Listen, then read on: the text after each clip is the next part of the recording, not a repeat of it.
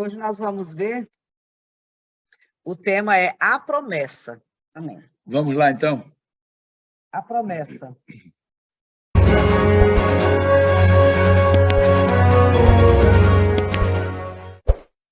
Olá, tudo bem com você? Está chegando o dia do Impacto Esperança.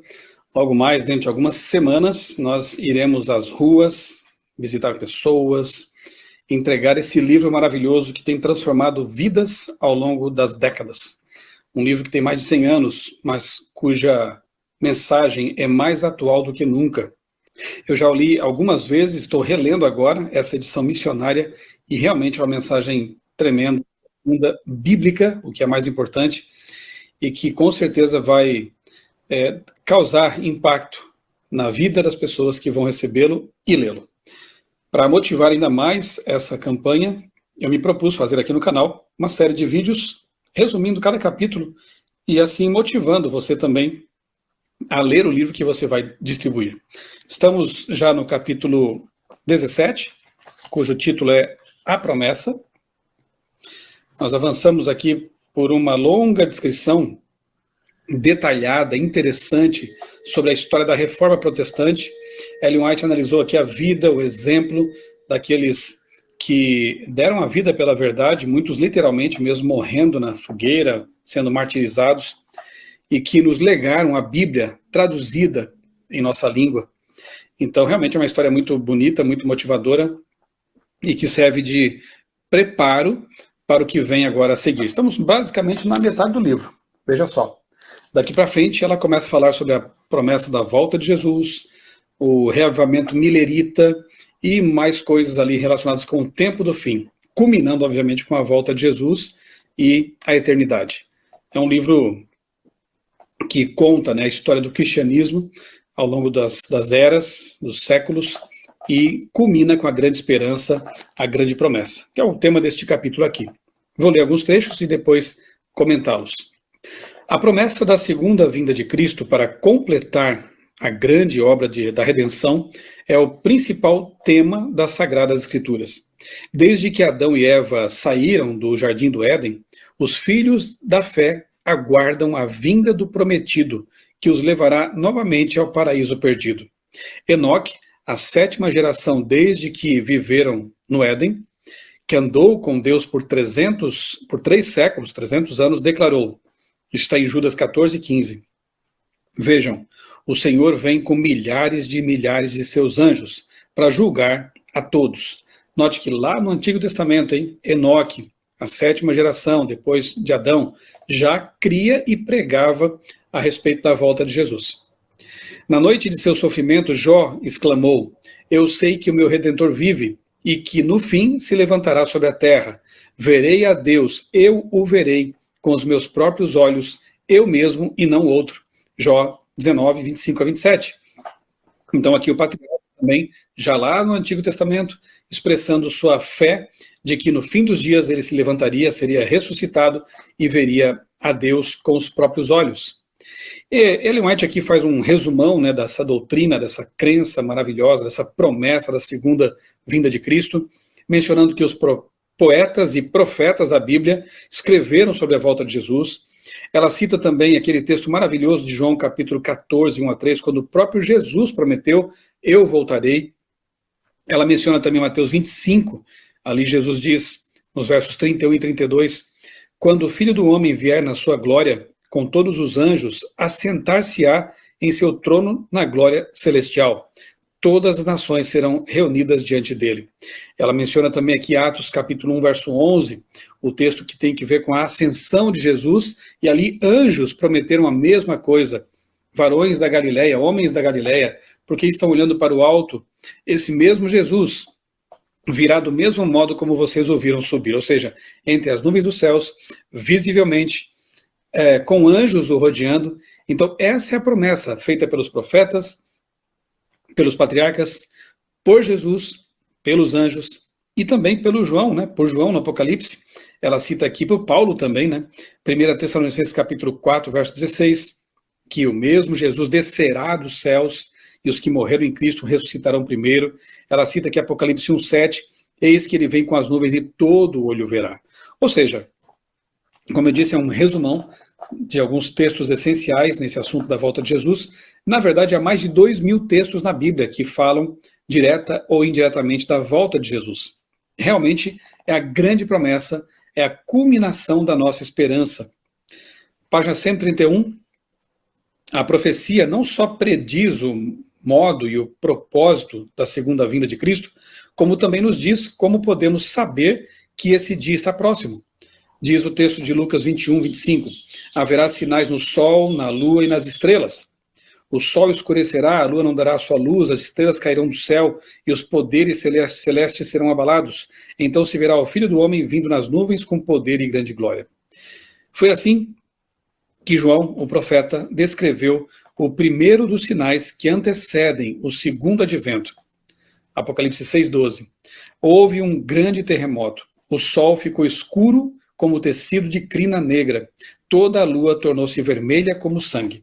E aqui ela passa a descrever como foi esse fenômeno, como foram esses fenômenos, inclusive citando aqui testemunhas oculares, né?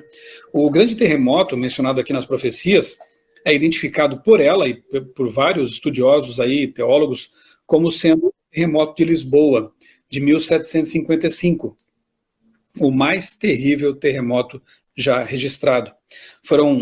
Ele abrangeu uma área de 10 milhões de quilômetros quadrados. Na África, o abalo foi quase tão grave quanto na Europa. A maior parte da capital da Argélia foi destruída. Uma onda gigantesca varreu a costa da Espanha e da África, engolindo cidades. Talvez não tenha sido o terremoto mais mortal, porque não havia tantas pessoas também, e os locais atingidos não eram tão densamente povoados.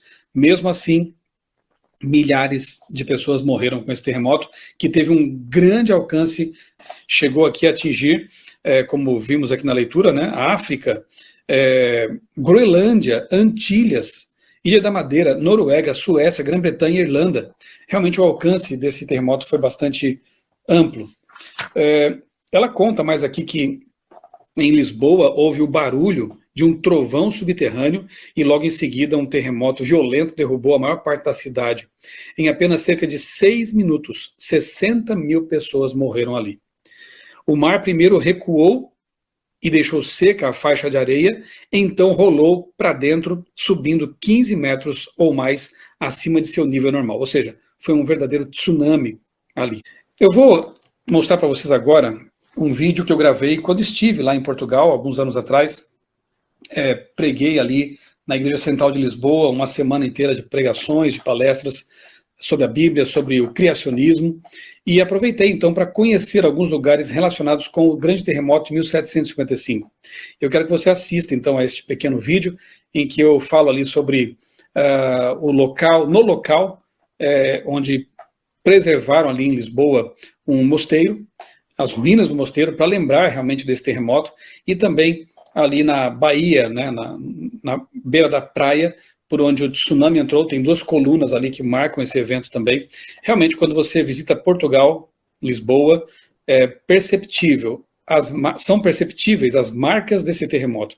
Ele ficou marcado na história. Há uma Portugal de antes, uma Lisboa de antes, e uma Lisboa de depois, quando o Marquês de Pombal, inclusive ali a arquitetura é conhecida como Pombalina, ele projeta os novos prédios, as novas edificações, já levando em conta a possibilidade de um novo terremoto. O medo ficou ali gravado no país. Então assista o vídeo e em seguida eu volto com o relato do capítulo. O local em que estamos aqui se chama Praça do Comércio, e foi nessa área aqui, na época era bem descampada também, em que as pessoas se refugiaram do terremoto, fugiram das construções que desabavam, pensando que aqui encontrariam segurança. Mas poucos minutos depois do grande terremoto, que segundo alguns teria alcançado até 9 graus na escala Richter, uma onda gigantesca de 10 a até 20 metros de altura, um tsunami, entrou por esse local, invadiu toda essa área aqui, inclusive prosseguiu por 200 e tantos metros adiante, pela Rua Augusta e outras ruas mais, causando tremenda destruição. Após o terremoto e também o tsunami, houve um incêndio, porque as pessoas estavam reunidas, como já dissemos, nas igrejas, era um feriado de Todos os Santos, e ali as velas caíram no chão e o fogo se alastrou, e a tragédia que havia começado com um terremoto, prosseguido com um tsunami, terminou então com um grande incêndio, levando muitas pessoas à morte.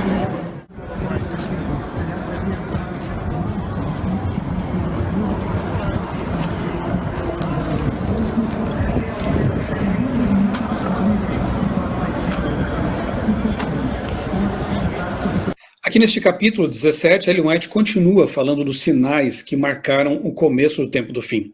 Então ela cita aqui o escurecimento do Sol e da Lua. O escurecimento do Sol aconteceu no dia 19 de maio de 1780, 25 anos depois, né, do terremoto, e realmente foi algo assim bastante alarmante. Testemunhas oculares aqui narraram que é como se tivesse escurecido novamente. Os animais voltaram para o estábulo, as aves voltaram para os seus ninhos, e as árvores recolheram como se fosse realmente noite. O dia amanheceu e em seguida ficou escuro. Naqueles dias, disse Jesus, após aquela tribulação, o sol escurecerá e a lua não dará a sua luz. Marcos 13, 24. É bom lembrar que os 1260 dias ou anos terminaram em 1798. Mas um pouco antes disso ainda, aquela perseguição terrível promovida pelo papado de 1260 anos, entre 538 e 1798, já estava cessando. Portanto, em 1780, bem pertinho ali da data que marca o fim da profecia dos 1260 anos, acontece então esse escurecimento misterioso do Sol, cumprimento da profecia feita na Bíblia. Nós vemos aqui também uma testemunha de Massachusetts. Ellen White transcreve as palavras dessa pessoa, que diz, entre outras coisas: as pessoas acenderam velas e o fogo das lareiras queimava com tanto brilho quanto em uma noite de outono sem luar. As aves voaram para os poleiros, o gado se reuniu e se abaixou no pasto. Sapos coachavam, pássaros cantavam suas músicas noturnas e morcegos voavam, mas os seres humanos sabiam que a noite ainda não havia chegado. Esse dia escuro foi tão marcante que ficou registrado, sim, em literatura secular e é bem conhecido na história dos Estados Unidos. Na noite daquele mesmo dia, a lua, ela apareceu vermelha como sangue. E aí nós vemos o cumprimento, né, de Joel, capítulo 3, 2, verso 31, que diz: o sol se tornará em trevas, a lua em sangue, antes que venha o grande e temível dia do Senhor. Então nós entendemos que, e Ellen White também entende isso aqui nesse livro, né, que esses sinais aqui no terremoto de Lisboa, o escurecimento do Sol e da Lua lá na parte norte do globo, né? Especialmente ali porque ali eles estavam atentos às profecias, conheciam o que aconteceria. Esses sinais, eles realmente marcaram o começo do tempo do fim, e já faz algum tempo, né? Aqui ela diz que os cristãos daquela época, no século XIX, infelizmente estavam negligenciando a doutrina do segundo advento, estavam tão preocupados em ganhar dinheiro, em seus afazeres, que não mais pregavam ou falavam, nem pensavam sobre a volta de Jesus. O Salvador predisse a condição espiritual desprezível dos crentes, que predominaria pouco antes do seu segundo advento. O conselho de Cristo para quem vivesse nesse tempo foi: tenham cuidado para não sobrecarregar o coração de vocês de libertinagem, bebedeira e ansiedade da vida. Aquele dia venha sobre vocês inesperadamente. Estejam sempre atentos e orem para que vocês possam escapar de tudo o que está para acontecer e estar em pé diante do Filho do Homem. Lucas capítulo 21, versos 34 e 36. Estar atentos, não permitir que nada nos desvie o foco, que não sejamos absorvidos pelos afazeres, quer sejam aqueles que são bons, obviamente, como ganhar o pão de cada dia, o trabalho, pagar as contas, como, aí sim, pior, né? A libertinagem, como diz o texto, o pecado, os prazeres que não edificam, mas que afastam de Deus. Quem estiver tão envolvido com essas coisas a ponto de não perceber os tempos em que vive, será pego de surpresa. Infelizmente, nós temos que estar vigilantes nos sinais do mundo externo e também no nosso coração. Como estamos? Como está a nossa comunhão com Deus neste momento? Chamado para preparo. Ela vai finalizando aqui o capítulo, apelando para que as pessoas se preparem para esse grande evento. Não basta conhecer as profecias, saber o que vai acontecer, se não estivermos prontos para o que vai acontecer. Encontramos essa advertência em Apocalipse 14. Ali ela fala aqui de do recado de Deus que tem que ser dado ao mundo para que as pessoas se preparem para a volta de Jesus. Ali, em Apocalipse 14, uma mensagem em 3 partes é representada, sendo proclamada por seres celestiais e seguida imediatamente pela vinda do Filho do Homem para colher a safra da terra. O profeta viu um anjo que voava pelo céu e tinha na mão o evangelho eterno para proclamar aos que habitam na terra, a toda nação, tribo, língua e povo. Ele disse em alta voz: temam a Deus e glorifiquem-no, pois chegou a hora do seu juízo. Adorem aquele que fez os céus, a terra, o mar e as fontes das águas, versos 6 e 7 de Apocalipse 14. Aqueles que negligenciam buscar a luz quando ela está ao seu alcance são deixados na escuridão.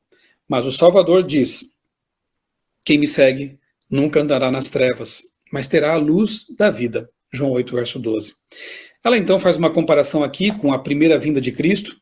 Textos como Miqueias 5:2, Daniel 9:25 e outros tantos do Antigo Testamento anunciaram inclusive o tempo da vinda do Messias. Mas infelizmente, especialmente as lideranças ali religiosas não estavam atentos. Viviam uma religião de aparências, não estavam preocupados com a vinda do Messias.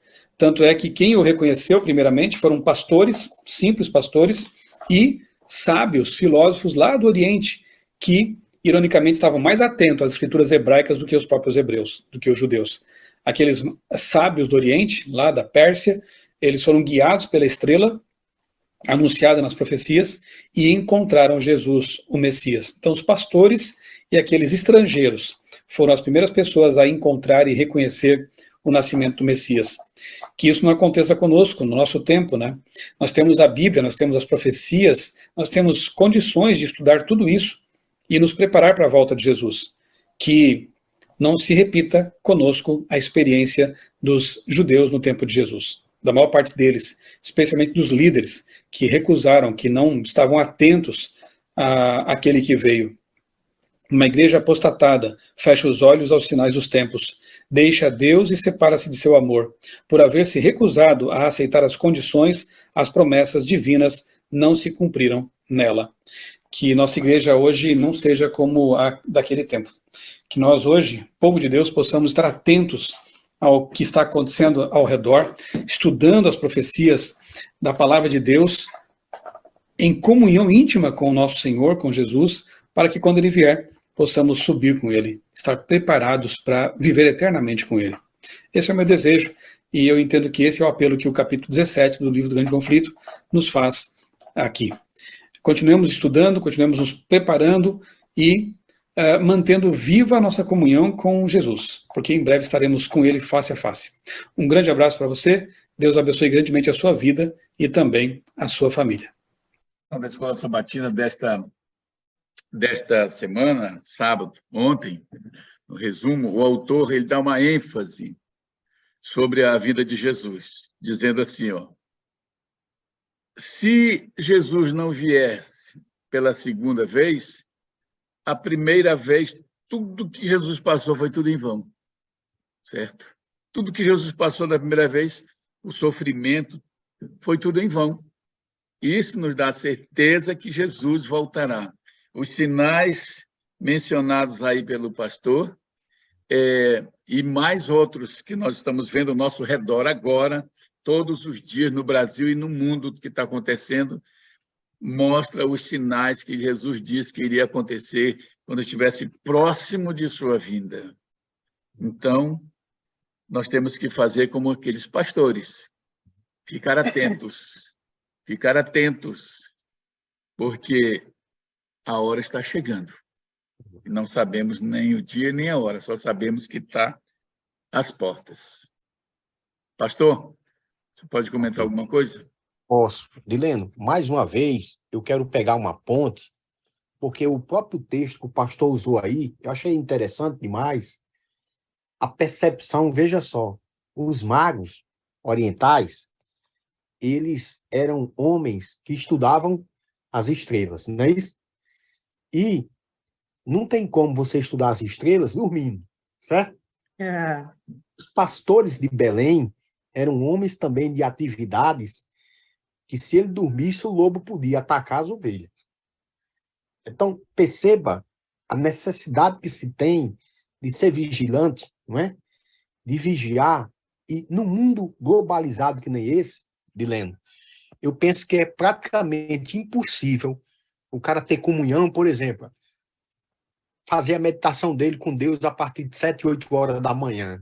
Porque, amigo, tá todo mundo agitado, gente pegando ônibus, né, assim, gente saindo de casa. Então, é momento de madrugar com Deus. Porque o tempo que nós estamos vivendo não é de brincadeira. Se a gente não tirar esse tempo agora, a gente não vai ter a percepção dos fatos. A gente vai passar desapercebido. Veja só que os judeus, eles tinham a Bíblia na mão, não é assim? Mas os cuidados do mundo roubaram, não é assim? Então, eu quero aqui, mais uma vez, me valer do texto que o pastor leu aí, de que nem os magos e os pastores, se a gente dormir, amigo, nós vamos correr o risco das virgens imprudentes. Então, a hora é essa. Às vezes, a cama fica querendo chamar a gente, não é? Mas é o momento de buscar o Senhor. A gente pode correr perigo se a gente passar desapercebido dessas coisas. Vamos fazer a oração. Convido os irmãos para ficar de joelhos para nós fazermos uma oração.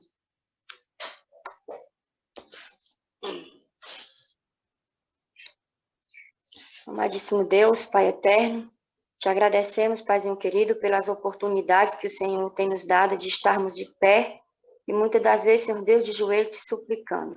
Agradecidos pelo teu amor, pela tua misericórdia, Senhor, continue derramando as tuas bênçãos nas nossas vidas, na vida de cada um que faz parte desse grupo, colocando em frente a irmã Joana, o irmão Dileno, que são pessoas maravilhosas e têm estado à frente deste trabalho, Senhor Deus. Continua nos fortalecendo e nos ajuda a entender que nós devemos te buscar todas as horas, mas as primeiras horas da madrugada é a melhor hora, Senhor Deus, de te buscar. Né? O pastor Leodécio falou, tem a correria do dia a dia, e às vezes às 5 horas da manhã tem pessoas que batem no nosso portão para nos atrapalhar a comunhão contigo. Então, continua conosco, nos dá entendimento e sabedoria dos altos céus. Fica conosco. Também te peço, Pai querido, uma cura para a mãe da irmã Rose, que o Senhor seja com ela, fortalece, se for da tua vontade, Senhor Deus, faz um milagre nessa vida. É o que eu te peço, nos dá uma feliz semana, em nome de Jesus, amém. Amém. Amém. Amém.